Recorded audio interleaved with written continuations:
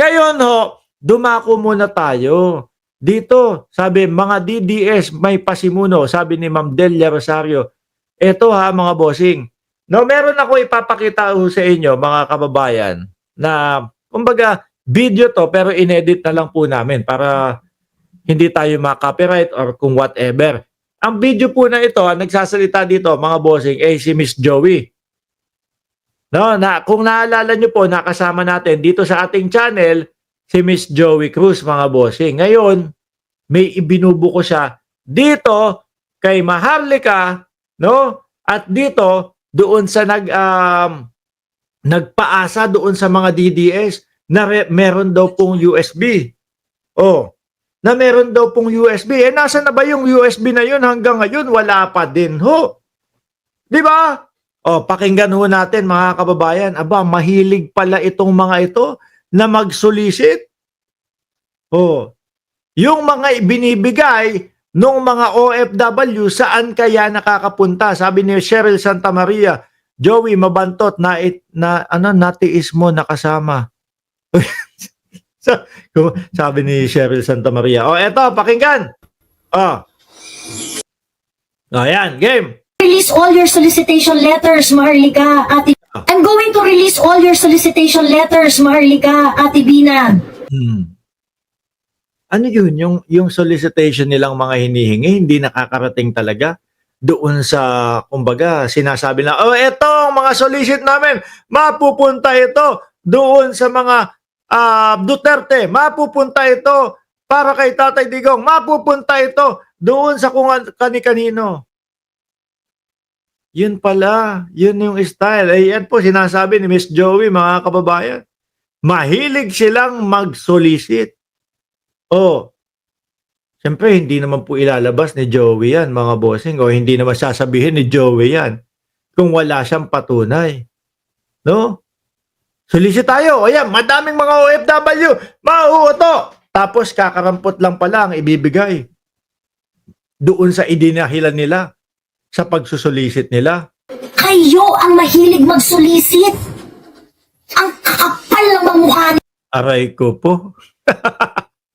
Ang kakapal daw ng makeup ninyo. Ng mukha ninyo, sabi. Oh. Etong isa, nangako, sabi doon sa mga DDS, meron tayong USB. Putragis na yan, yung USB na yun, amoy patis na ho siguro, mga kababayan. Hindi ko alam kung saan itinago, kung sa kipay ho ba, mga bossing, at hindi mahugot-hugot at nabaon na doon sa sa kalalim-laliman ng kipay. Hanggang ngayon, wala pa din. Gustong mapabagsak gobyerno ng Pilipinas, gustong mapabagsak si Pangulong Bongbong Marcos, pero yung USB wala pa din ho. Ano ba yun? Baliktad yung sinasabi doon sa gustong gawin. Ang sinasabi, pabagsakin si Pangulong Bongbong Marcos, yung ginagawa, hanggang ngayon wala pa din yung USB na makakapagpabagsak daw kay Pangulong Bongbong Marcos.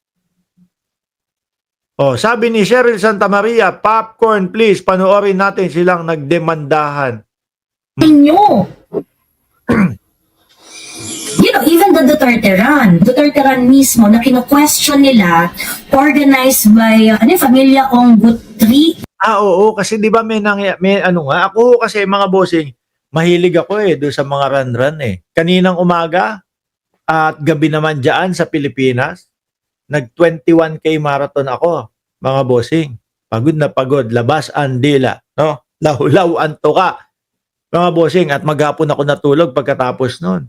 Mahilig ako doon sa mga marathon na yan. Kaya nabalitaan ko din po yung Duterte run.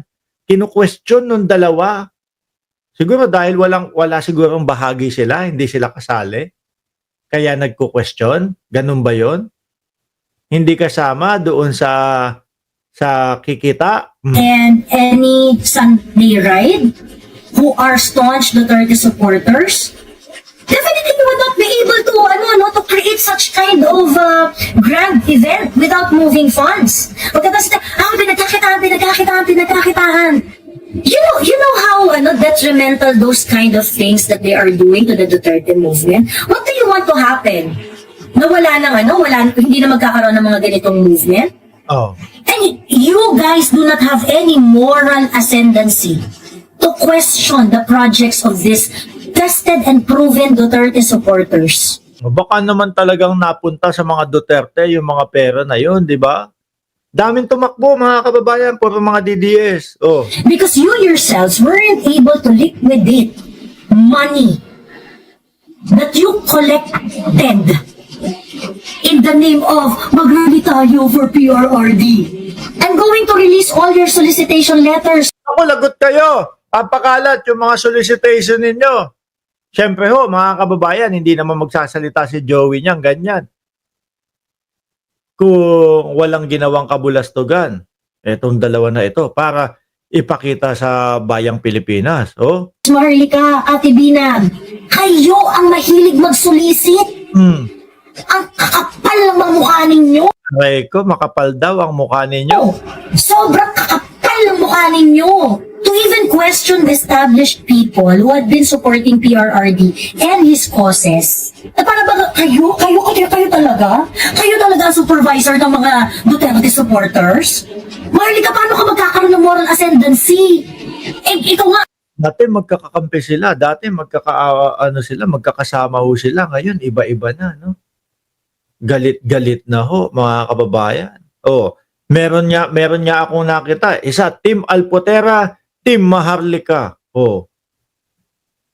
Tapos pag pera-pera na, awayan na. sabi mo alindog mo lang sapat ng resibo. Ulo, Halindog lang, sapat na resibo. Hindi, nasanay ho kasi si Maharlika ng ganun, mga bossing. At yung mga DDS naman po, paniwalang-paniwala sa ganun.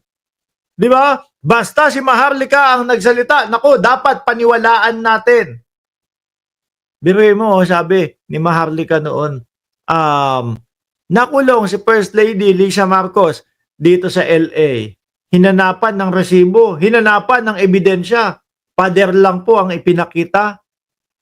Hindi pinakita yan nakaganon talaga sa oblo, hindi pinakita na nandoon talaga sa likod ng mga rehas. Ang pinakita po, pader. At nandoon daw po sa likod ng pader na yon si First Lady Lisa Marcos, mga kababayan. Mga patawa din talaga to sila Maharlika, no? At lalo na yung mga ututo ng mga DDS, di ba? Oh, ikaw ba naman paniwalaan mo, pader lang ang pinakita sa iyo? Sabi ni Nita Umali, same lang sila, makapal ang face ng mukha nila, mga mukhang pera, oh. Oh, eto pa mga bossing, oh. demanda ko siya eh. Meron akong address niya ni Edwin. Naku, may demandahan na ho, mga kababayan. Oh, pakinggan natin. Grabe, no? Sabi, Miss Joey, pinupush ni Hamora na nag-apply ka daw na assistant ni Aimee. Lol, stress na si Udi sa'yo. Oo, kaya mo siya. Akala niya nagbibiro ako, idedemanda ko siya eh. Meron akong address niya ni Edwin Hamore.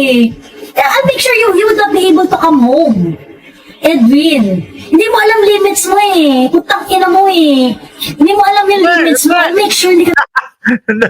Nagulat ako doon. Kasi ako, nakikisabay lang din ho ako sa inyo, mga kababayan eh.